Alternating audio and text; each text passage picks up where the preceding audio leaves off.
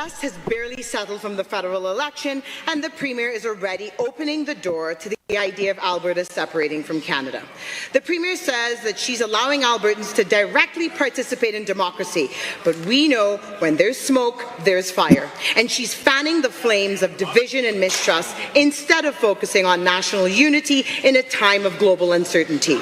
Will the UCP government stand up today and say outright that Alberta should remain part of Canada and put an end to this divisive separatist rhetoric? Danielle Smith has not come out and said that she thinks Alberta should leave Canada, but she sure wink, nudging her way through this week. Shannon, you spent a lot of time in that chamber. What do you make of what you heard? I think they're going into an early election, and so they both want a release valve for some of their right flank, their far right flank. They want a data gathering exercise because there's no doubt that however far short that they fall from those 177,000, those lists will make their way back to the UCP, I'm sure, into their data bank. But it's a nice way to raise money, and their fundraising has been good through 2025.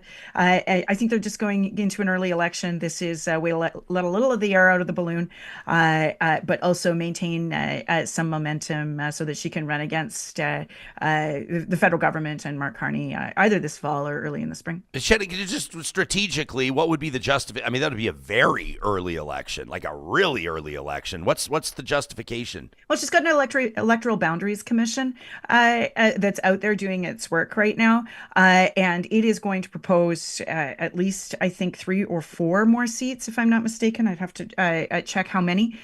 So, there's sort of a ready-made justification there. Look, we have this report, Albertans need more MLAs in the legislature, yada, yada, yada. And we need a mandate to stand up to the Liberals because they'll make something up of what they don't like about them.